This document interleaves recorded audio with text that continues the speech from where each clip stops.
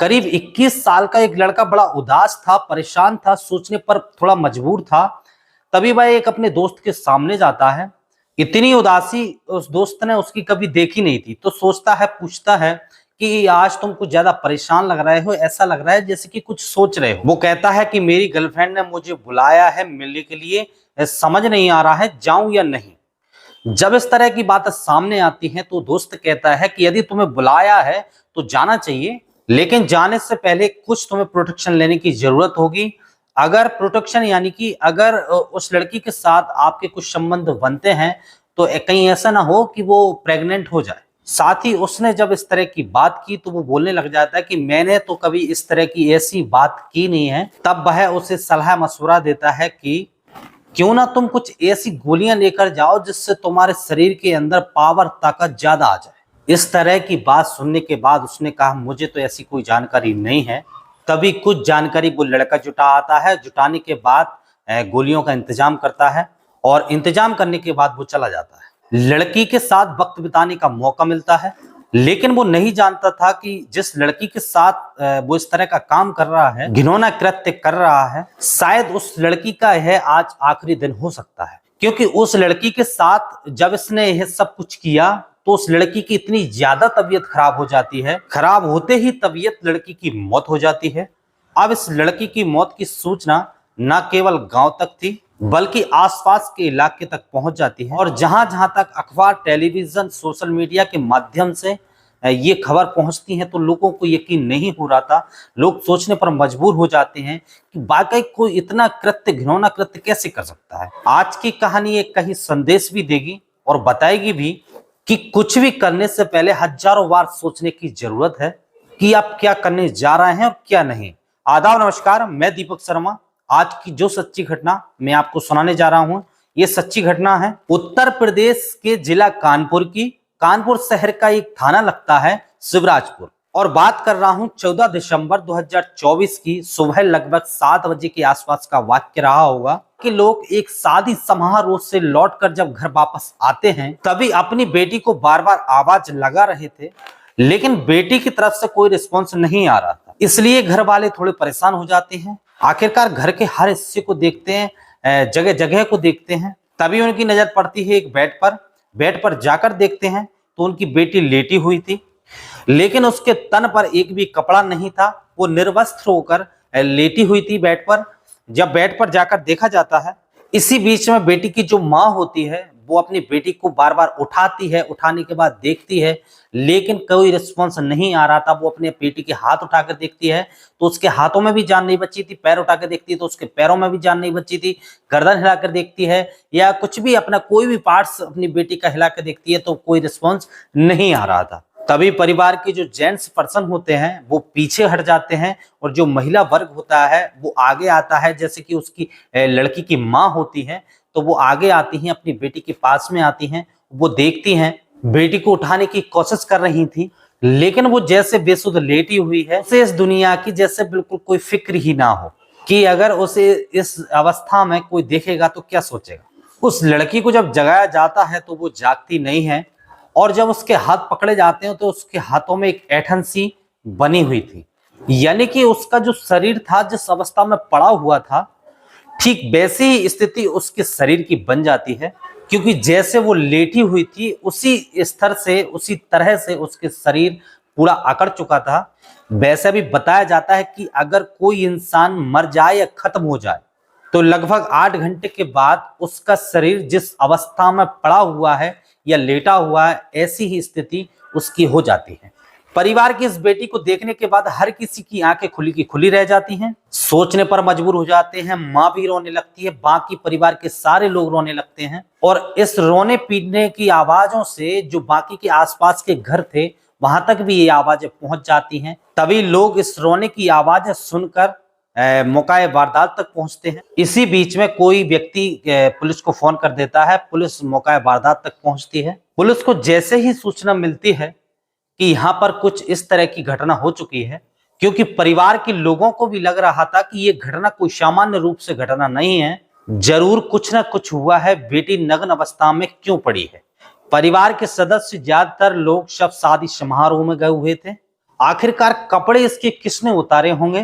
तभी इसी स्थिति को जानने के लिए पुलिस मौका वारदात तक पहुंचती है। पुलिस आने के बाद फॉरेंसिक टीम पुलिस जब इस मामले की जांच पड़ताल में जुड़ जाते हैं, उस लड़की की जो लाश होती है उसे कब्जे में लेते हैं। यह लड़की 12वीं क्लास की छात्र होती है। उम्र इसकी लगभग 17 साल के आसपास होती है। परिवार के लोगों से पूछा जाता है कि जब ये लड़की घर में अकेली थी तो तुम लोग सब सारे कहाँ गए हुए थे। उन्होंने कहा कानपुर देहात का एक गांव लगता है असलतगंज, वो शादी समारोह में शामिल होने के लिए गए हुए थे। बेटी से भी कहा था कि बेटी तुम शादी में चलो, लेकिन बेटी ने शादी में चलने से इनकार कर दिया था। अब जैसे ही यह बात गांव में फैल जाती है, इस परिवार का एक बेटा है, उसका घर थोड़ा दूर पड़ता है। उस बेटे की वाइफ वो भी आती है और वो कहती है कि मेरी 5 साल की बेटी भी इसी रात इसके साथ सो रही थी। तब उस बेटी से कुछ पूछा जाता है तो बेटी कुछ बताने में असमर्थ हो जाती है। अब पुलिस की जो टीम है, फॉरेंसिक टीम, वो अपने जांच पड़ताल में जुड़ जाती है। घर के हर हिस्से को, छोटे से छोटे हिस्से को एक तलाशा जाता है। अच्छी निगरानी के साथ उसकी जांच पड़ताल की जाती है, ये देखने के लिए कि कहीं कुछ ऐसी चीज मिले जिससे कि ये पता चल सके कि आखिरकार इस लड़की के साथ कुछ जो गलत हुआ है वह किसने किया है और क्यों किया है। तभी पुलिस को एक रैपर मिलता है और रैपर की जांच पड़ताल की जाती है तो पता चलता है कि वो रैपर एक गोलियों का रैपर है और उसमें जो गोलियां आती हैं वो किसी भी व्यक्ति के सेक्स पावर को बढ़ाने के लिए काम में आती है। इस तरह की गोलियां पुलिस वालों को बड़ा आश्चर्य होता है और जब घर परिवार के लोगों से बातचीत की जाती है तो इनसे पूछा जाता है कि तुम्हारी लड़की का किस लड़के से मेल मिलाप है या किसी व्यक्ति से इसका संबंध है, किससे है बात करती है या फिर कोई जबरदस्ती यहाँ आ सकता है। क्योंकि अब उस लड़की की लाश को जो पोस्टमार्टम के लिए भेजा गया था तो उसे देखकर ये नहीं लग रहा था कि इसके साथ किसी ने जबरदस्ती की है, जैसे किसी ने उसे मारा है, पीटा है, कुछ भी इस तरह का फोर्सफुल काम किया हो, ऐसा कुछ नहीं लग रहा था। ऐसी स्थिति में पुलिस ने जब और भी जांच पड़ताल करना शुरू किया तो वहां पर कुछ आपत्तिजनक सामान जो कि प्रोटेक्शन के रूप में पाए जाते हैं, उसको देखने के बाद पुलिस को लग जाता है कि कहीं ना कहीं इस लड़की के साथ कुछ गलत काम जरूर हुआ है। 5 साल की बच्ची से जब प्यार से दुलार से पूछा जाता है कि बेटी तुमने कहीं कुछ ऐसा देखा है, आते या जाते किसी को देखा है, तब उसने कहा कि हाँ मैंने एक लड़के को देखा है। 5 साल की बच्ची बता देती है कि कौन है, कहां से आया है, इस बात की कोई जानकारी नहीं थी। तभी पुलिस उस लड़की का जो मोबाइल नंबर होता है, उसके जो परिवार का मोबाइल नंबर होता है, उसको सर्विलांस पे लगाती है। साथ ही उस लड़की ने जो मोबाइल नंबर यूज किया था उसकी एक सीडीआर रिपोर्ट निकलवाई जाती है। सीडीआर रिपोर्ट निकलवाने के बाद पता चलता है कि इस घर से, इस गांव से लगभग 20 किलोमीटर की दूरी पर एक गांव लगता है जिसका नाम है नेवादा, और नेवादा का रहने वाला एक लड़का होता है जिसका नाम कुलदीप उर्फ सोबित होता है। तो उस लड़के से अब पुलिस संपर्क करती है, उससे पूछताछ करने के लिए हिरासत में लेती है। उससे जब बातचीत करती है, पूछताछ करती है, तो शुरुआत में जिस तरह से होता है हर कहानी में कि पुलिस को देखकर उसने तरह तरह की कहानी बनाना शुरू कर दिया, लेकिन पुलिस ने जब उस लड़के से अपनी तरह से पूछताछ करना शुरू किया तब उसने चौंकाने वाली बात बताना शुरू कर दिया। दरअसल वो कहता है कि इस लड़की से उसकी मुलाकात सोशल मीडिया के माध्यम से हुई थी, यानी कि फेसबुक के माध्यम से इनकी बातचीत शुरू हुई थी।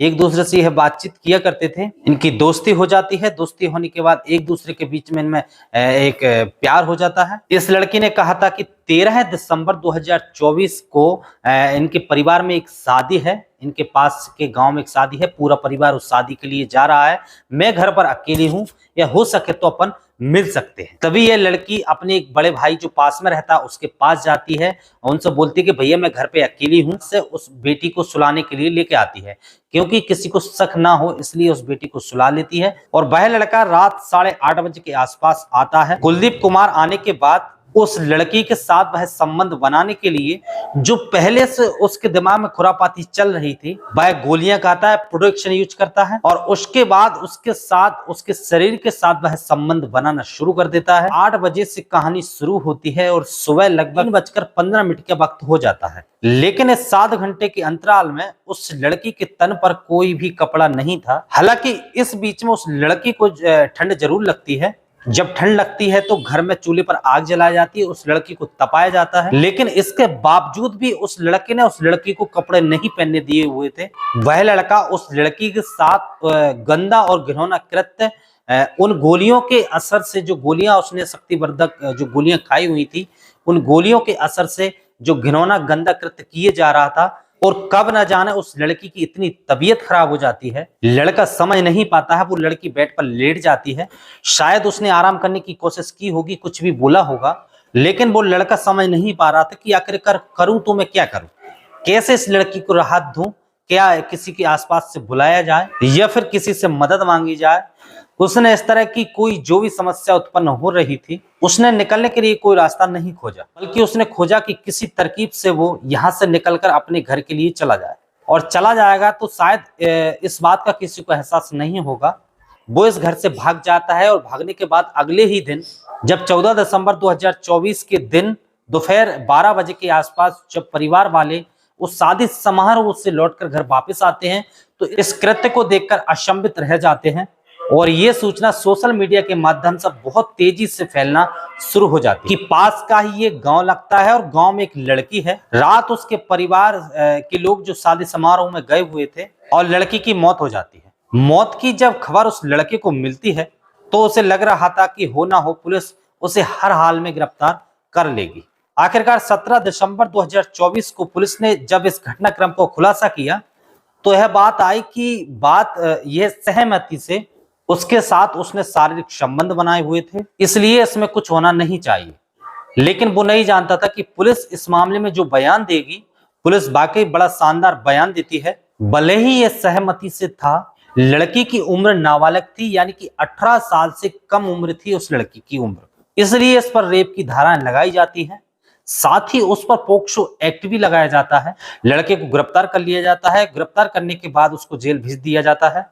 जहां जहां तक ये कहानी, जहां जहां तक ये खबर फैलती है, वहां वहां तक लोगों को यकीन नहीं हो रहा था कि आखिरकार 17 साल की लड़की जो कक्षा 12वीं में पढ़ती है, उसको अपने करियर के बारे में सोचना चाहिए था। वो कहां इस सोशल मीडिया के झमेले में पड़ने के बाद एक लड़के से दोस्ती कर बैठती है, और दोस्ती भी कुछ इस तरह की कि घर में जब कोई नहीं होगा तो वो अपने दोस्त को घर पर अकेली बुला लेगी मिलने के लिए, और उसके साथ इस तरह से जो भी होगा, वाकई वो भयानक हुआ है उसके साथ। और दोस्तों, इस पूरे घटनाक्रम को सुनाने का उद्देश्य किसी को परेशान करना नहीं है, किसी का दिल दुखाना नहीं है, बल्कि आपको जागरूक करना है, आपको सचेत करना है, आपको बताना है, आपको जताना है कि अगर किसी भी इंसान को इस तरह की छूट भी मिलती है, परिवार के लोग कहीं भी जाते हैं, तो कम से कम अपने माँ बाप, भाई बहन, परिवार के किसी भी सदस्य का इस तरह से धोखा नहीं देना चाहिए। अपने परिवार के साथ विश्वासघात इस तरह का नहीं करना चाहिए। उस लड़की ने जो किया वो वाकई भयानक था, लेकिन जो लड़के ने किया वो भी उस भयानक से भी ज्यादा था। अब शायद उसकी पूरी जिंदगी सलाखों के पीछे गुजरेगी। उसे इस रात की, यानी कि 13-14 दिसंबर, उसे पूरी जिंदगी याद रहेगा। जय हिंद, जय भारत।